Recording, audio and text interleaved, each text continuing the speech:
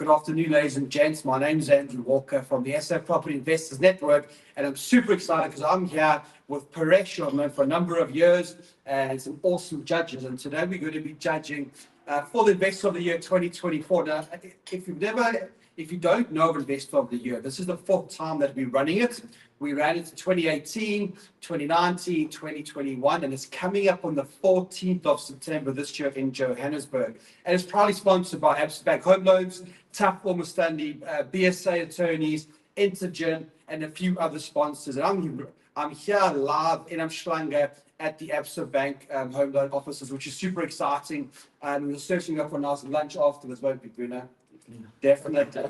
So this is all about the vision of the SA of the Investor of the Year. It's about recognizing ordinary South Africans in South Africa taking action, doing deals. And there's a hope for everyone. So if you're out and you've done a deal, it doesn't matter if it's your very first property deal, or perhaps you've done 4 or 5, or perhaps you're big leagues and you do developments and commercial. There is a home for everyone. As you can see behind me, there will be the overall Investor of the Year winner. They will be winning two nights away in the Pilanesberg, sponsored by Legacy Hotels. They'll also win 20,000 Rand cash, which is awesome. And there's a whole range of other prizes like iPads and men's watches and all of that, which is awesome. So today, Paresh is going to be entering into either beginner, intermediate, or big league. So we'll see how that looks. And then from there, Paresh, depending on your deal, we will automatically place you into match 2 other categories. Maybe innovative, maybe in a city. It depends on your deal. And what will happen if Paresh makes it through, Paresh will come back with a formal presentation. And if Paresh then makes it through that round, we'll see you live on the night, which is awesome. So I think let's get into it, ladies and gents. And please in the comments if you have any questions. If you have any questions for Paresh, please ask it. But let's go to our judges and our sponsors for Investor of the Year. So judges, can you please introduce yourself? So my name is Bruno Simel. I'm from BSA Law and Intergen, and I'm one of the judges for Ioty. Cool. Hi, I'm Serena Rampasad. I'm a portfolio manager with TAF, and I'm here to judge Paresh's deal. Hi, I'm Bevan Thomas from SAPIN-Prepaid. I'm also here to judge and make sure that we're getting the best out of the Investor of the Year awards. Awesome. There we go. Thanks, guys. So this will be about 15-20 minutes. It's going to be conversational, Paresh. But I think let's start off by you just introducing yourself, what's your background, and then we'll get into the deal. Sure. Thank you to the whole team, SAPIN team, and especially to you, Andrew. So a little bit of background from my side. I've been in corporate for a number of years in travel, which was my previous passion. And I got retrenched in COVID. But luckily, my better half got me interested in property previously. So we did a whole lot of courses studying property, 7 courses, online courses. And a year before the retrenchment, we opened up a property company. And so the journey began at that point. And thankfully, I had property to fall back on. Yes. When I got retrenched. So that became my new life, Okay. working life. So it all started from very humble beginnings. We started with our own capital and bought a apartment and then the deal that I'm going to speak about Okay. now. So yeah, we've come a long way. You know, I think property is something that is you never stop learning. Yeah. You know, the journey is just a continuous ebb and flow. Always. And I think I'm sure you'll agree with me with your experience as well. Definitely. So yeah, it's great to be And here. are you full-time with property now? Oh, I'm full-time in property. Okay. My wife and I are both in the business together full-time. Okay. And it's my passion. Love it. Yeah, which is awesome, mate. Every day is different. Yes. So then tell us about the deal. So initially I want to know, what was your strategy and why is that your strategy? Did you go into the instance and find the deal? Did you look at 100 deals? How did you find the deal? Sure. So when we created our company and learned from the different courses, we had decided that our strategy would be on a buy-to-let basis. And we focused on that side of the market. And we wanted to be on the end that is affordable, Yeah. and create value for our potential tenants. Yeah. And so we started doing some research into the market. And this deal that we looked at specifically, we wanted to create a commune. So working class females living in a commune space, renting the room, and that's where we wanted to do. So renting a room, but sharing the kitchen, sharing the bathroom. Absolutely, yeah. So multi-tenanted strategy that is what we followed. So we were looking for the right property. We looked through the major places, Properties 24, the online sites, the auction sites as well. Okay. We did a lot of that. Gumtree, Yeah. and especially Gumtree with owner selling. Yes. Not by the So we're going straight to the seller in that case. Yeah, which is where we picked up our first deal from. But this particular deal we had picked up via an agent. Okay. So we started networking with agents, letting them know what we were in for and what we were specifically looking for. Yeah. And over time, this particular deal came through. We've seen multiple of properties before that. But this particular property was something that caught our eye because it was a double plot and had two entrances on two sides of two roads. And it was placed right next to the police station, which from a safety aspect, well, as we know, is always a good cluster. Right? And which area was it in? This was in Ambilo. Ambilo, Glenwood, that's the sector we You'll know better than us where that is. Yep, definitely. Okay. And what was the asking price at that time? So the asking price was, I think, 1.5 million, and we negotiated the owner down to 1.25. Okay. So 1.5 to 1.25. And how did you negotiate? What is your secret sauce? So, my approach is always dealing with people, understanding what makes them tick. This particular seller was an elderly 90-year-old wanting to emigrate to live with her sister in Ireland. And she basically wanted to have a fair deal. And we proposed this offer after doing our due diligence. So we had to obviously renovate to what our style of commune was, and took all of that into account and put it together, which they thankfully accepted. Yeah. And what happened was we went to the banks and we said, okay, we want to have this deal and this is the price we're paying for it. And they gladly gave us the bond. We were putting down 10%. But they also valued the property at a far higher value, which came to a bit of a surprise. So I think at the end of the day, a lot of the courses will tell us that you make your money when you buy. Yeah. So I think that's we focus on that, and it worked out well in this particular case. So you paid 1.25. Obviously, you got transfer duty, transfer fees, bond attorney fees. Yeah. What was the cost of the renovation, and how long was the renovation?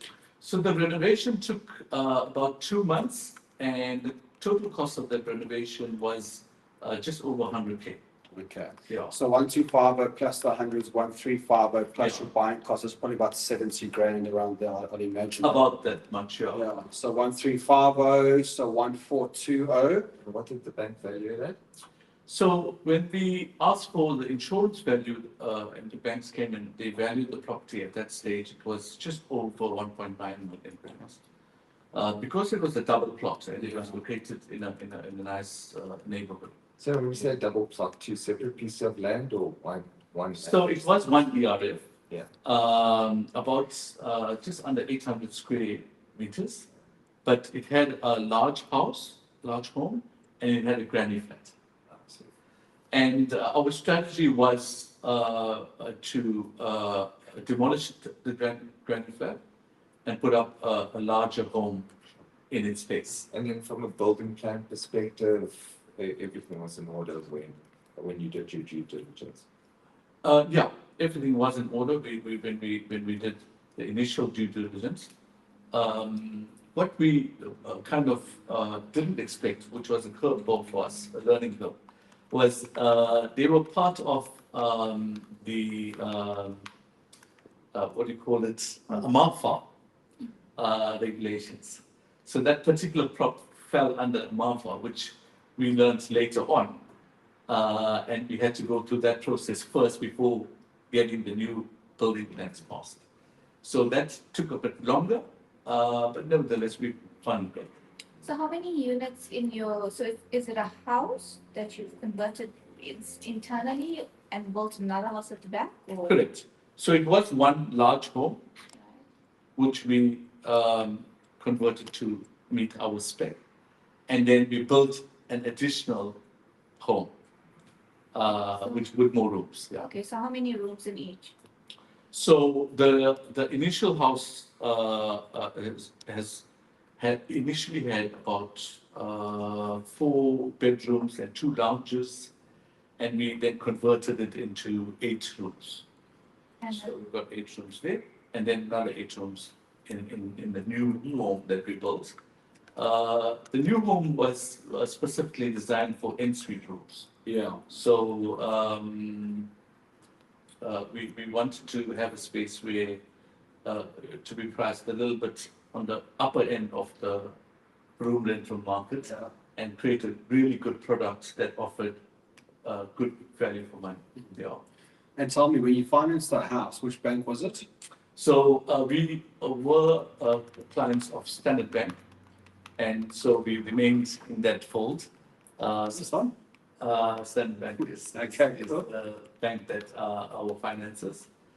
But you know, I think as investors, we do need to be flexible, and not just have that mindset that one bank is your Yeah. is your It's is your where go-to you bank. get the best finance. It's actually about shopping around. It's about negotiating for the best deal. 100%.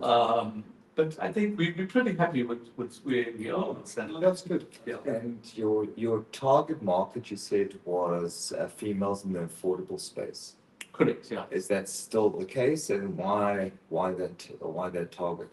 So we wanted to find a commune that attracted fairly medium to long-term tenants. And in the room rental space, there's a lot of movement that happens. Tenants sometimes don't stay for long periods of time. So we wanted to create a space where we offered value for money by offering value adds, and specifically targeting female working class people. So that's kind of worked for us, but it evolved to that stage. So initially, we just kind of wanted to fill the house and get the tenants in. But as we managed our house tools better, we found that was a better fit for us. Because I actually wanted to ask you about that. We've had instances of accommodation that's designed for females, and the actual management of the space becomes very difficult because aside from boyfriends and husbands, which now sometimes pose a threat to other females in the commune, you have children, elderly children, so children like 16 towards 18 bringing friends over. So it becomes very difficult to manage the concept of female only, and creating that safe environment for females when the reality is there's females often come with males, and that it creates a level of discomfort sometimes for females that went specifically for that space because they wanted to get away from any threat or whatever the case is. Yeah. So how do you manage that using using the house rules, and how do you enforce it? Yeah, so that's a good question, and you're quite right, because in the market there's a wide spectrum of different needs, and of course we can't suit everyone's needs. We try to get a good mix for us that works for everyone in the commune. So what works for us is central to our house rules is trust and respect. And that comes both ways. Trust is earned. You know, we as landlords have to earn the trust first from your tenants, and that's something that I feel that works. Getting back to what you've asked, our house rules are designed for respect for tenants, fellow tenants, neighbors, and your property as a whole. So what we found is that the mix, the tenants that we had expected some type of safe haven in the commune, didn't want to have other males in that space. So from the very early days, we said, okay, males visiting can visit during the day, but at night, it's a little bit of challenge. We want to respect and make sure that everyone's space is respected. And so that continued. And we at a stage at the moment where it kind of works for us. People actually want, well, our sector of the market specifically, they prefer that. They want to be in the females only play space, and they're happy with that. So it kind of works for us. Sorry, to disrupt you. Where do you advertise? How do you market and engage your tenants then? So advertising has evolved from Gumtree in the earlier days to other online platforms, and also to like that word of mouth. Facebook is quite a big part of our advertising. But what happens with Facebook is you have a whole lot of adverts in there, and then you've got to sift through what type of tenant meets the criteria that works with the commune. And that's important because for us, it's not just getting a tenant to fill the space. It's also making sure that that tenant is happy in that commune, so that there is a continuation of, medium to long-term stays. And we find that works because a lot of our tenants stay on. And how do you get them? So there's different ways. Of course, the normal procedure is to make sure that the banks, they are working so that, what we spoke about yesterday, and that was a great event. Yeah, it's good. It was just awesome to be with similar-minded people.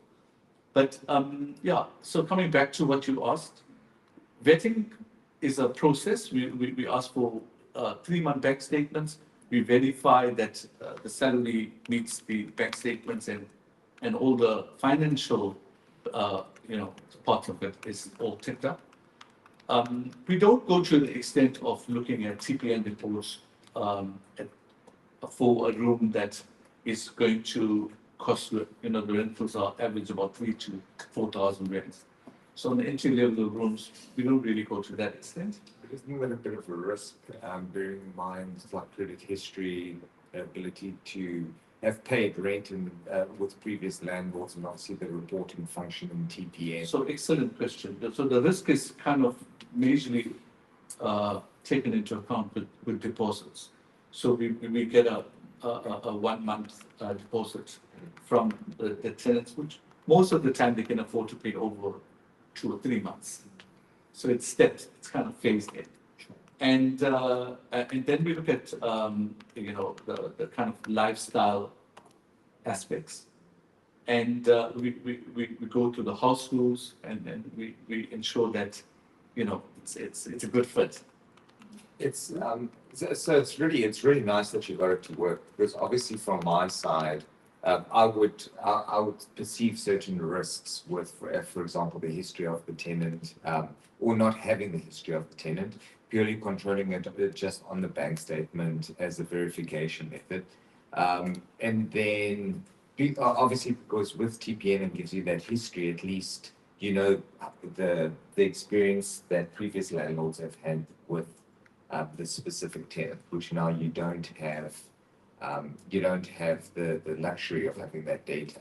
And obviously, the other risk being that with the number of people staying and the fact that they consider it a safe haven, how do you control this person if this person does default, especially if you stagger deposits, which from the outset I wouldn't normally recommend. But even if you are doing that, what happens if the person simply doesn't pay? How do you manage them? How do you handle that loss? Yeah. So, on what we found in the earlier days, especially when we first started, was TPN didn't have too much of data on room rentals. Someone renting a room is not necessarily going to be in the TPN space. It's a very different segment of the market. So, you really have to make a judgment call. And there's no real, like, risk-free approach to it. Of course, we're in business, and of course, you want to make sure that it works for both parties. Thankfully, it's with our experience, we've had virtually 100% occupancies and virtually 100% connections. But that's not to say that you wouldn't get that one tenant that's going to have that type of situation. But I think it's much more interactive than that.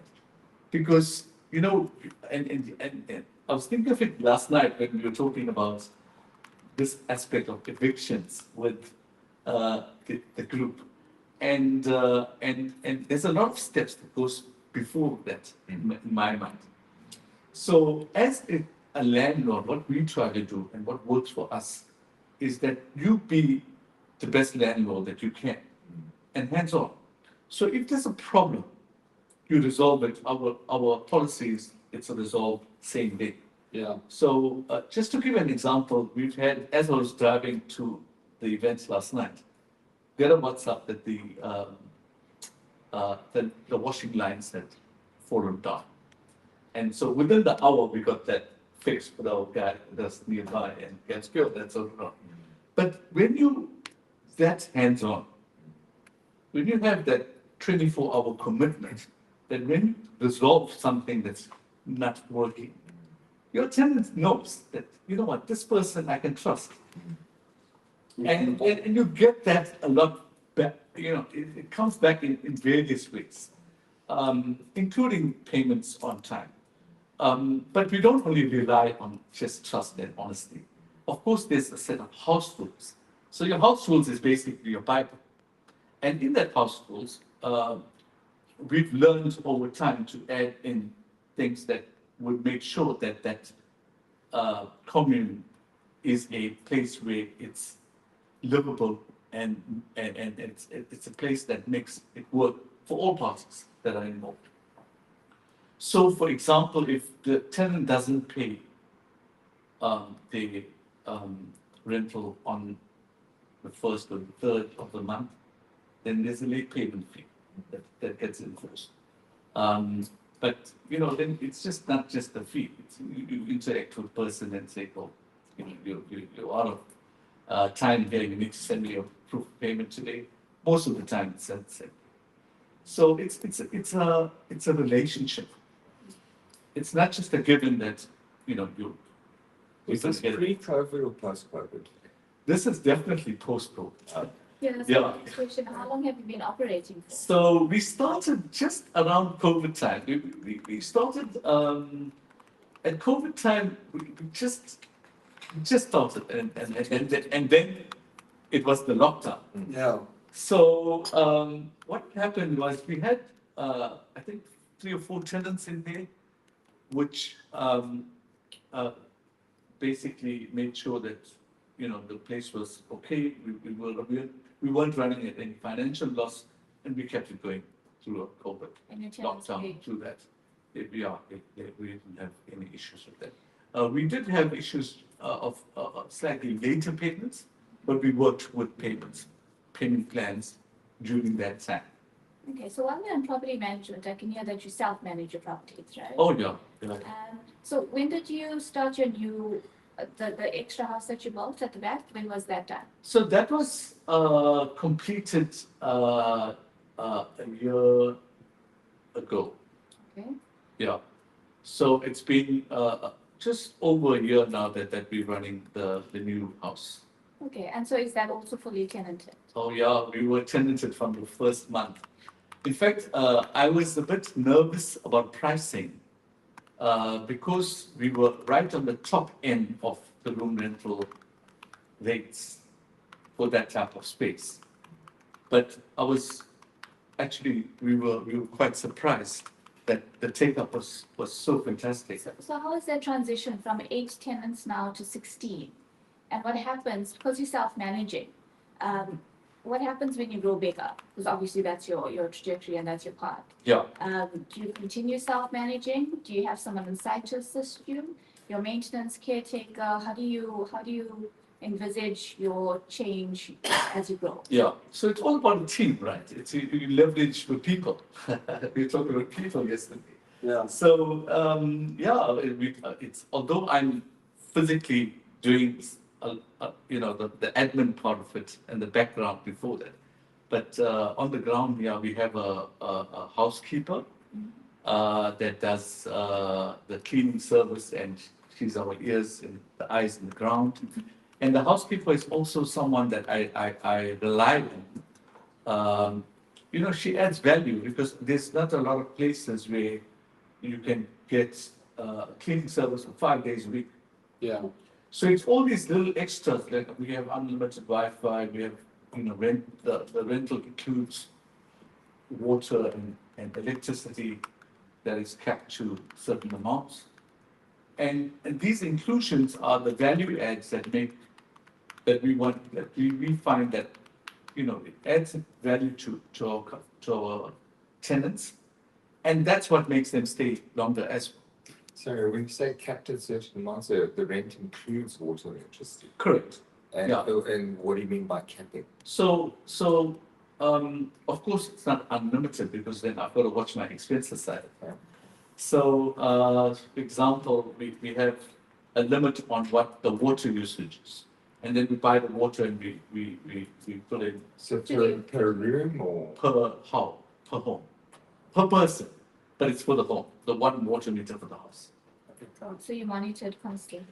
It's done on a monthly basis, so that's kind of works. And then when that water is completed, then we top up, and balance of that top up is split between the tenants. So what's your rentals like for your? So you're starting, you said was, and your high rental? So our in-suite rate is 900 rents, That's including lights and water. which includes lights and water. Okay. But we're finding that it's getting a bit it's a fine balance because lights and water has gone up so much over the last couple of years.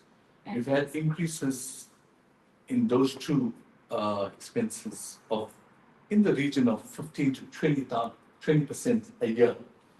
No, So the dynamics of that have changed. And of course we've invested in solar. Solar is something that is an investment for the long term, but also it balances that electricity amount So that what percentage of your rental goes towards utilities? it would depend on the room size. But if I can guesstimate about 600 rents worth of per person of that goes to utilities. Yeah. And so, I mean, generally for the whole property, estimate, what's your income? So from an income basis, we get for the both houses together, it's in the region of 75K, And your expenses? about 40. It depends because sometimes there's more renovations and repairs. Yeah. You can't really put that to a And maintenance? actual thing. Generally per month, what would your maintenance It's, bill be? that's hard to say because 1 month will be nothing, the next month Yeah. You know, we could have a room needing painting. We could have, you know, different things. Yeah. So we budget for 5%, which is what I think is generally. Yeah, I think 5 to 15%. It depends if it's Yeah. old house, new house. Yeah, sure. But I still think it's good. So you're getting plus minus 75,000. Your expense is live plus minus 30, depending on maintenance and refurbs and stuff. You self-manage, so you're making a good profit there. Yeah, I think we've been pretty lucky so far. We've been fortunate. And the next phase is to think about growth because there's only so much energy that you can do self-managing. Yeah. And then it's a whole different mindset to break that self and then take that next level. So that's where we are at the moment. Just scouting for new properties. Oh, yeah, Yeah. very much so. So just a quick question, sorry. No, go for it. Your house that you built at the back, how much did that cost? So that was about 1.5. And you used a turnkey solution with the contractor, or did you self develop? So we had one contractor that handled the entire project. And we did a lot of research about getting the right person for that particular project. Because it was our first project, and because we wanted basically someone we could trust. So, you know, that we came to a stage with this particular builder that it was seamless, absolutely seamless. And fully furnished, finishes, granite tops, melanin cupboards. So the furnishings was something that we obviously put in after it was built. So we've got our preferred furniture places that we go to get good reliable furniture at the right price that is you know, better than this market expects. Oh, so it comes. So at every stage what we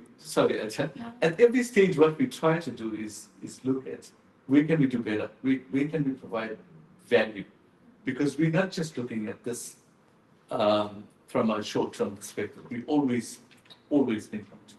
Did the 1.5 include like the building plan submissions and property zoned accordingly? Correct. What's the zoning on the property? So we got, I've had to have a look at my records for that, but it's zoned for the use of.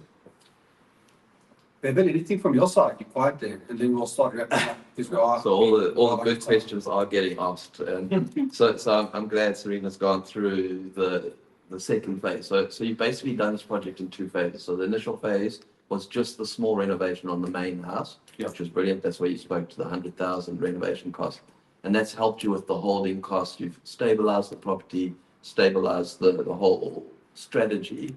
So I really do love how you've started this journey. You've gone from the education being the foundation of everything, and Andrew and I have both had a long relationship with you, and we've watched this journey of the education stuff. So you've de-risked everything as you've built to this project coming live. Yeah. So I followed that quite nicely. And then even in the de-risking, you focused on a strategy. And so your strategy here has been the commune. You started with different strategies on the commune, but you've narrowed it down to the women commune being the ideal. So I like how you've de-risked that quite nicely. And then so that first phase is stabilized. Second phase you've now done. You've had the experience on the property, area experience. So that talk to me about the decision point where you were deciding either we stay as is and we don't go and spend. I mean, 1.5 isn't a small amount. So to commit to that next development stage, a lot of investors go, well, let me just keep it as is. I know this beast already. Yeah. So talk to us a little bit about that decision to then commit to phase two. Sure. Before I get to that, I think it's important to understand that the knowledge-based journey starts before you start opening up the business or the entity. And we've been linked with SAPIN for a number of years. 6 years, Um, maybe. 2018. Probably, yes. And we did a lot of courses. We've done every online course we could get our hands on.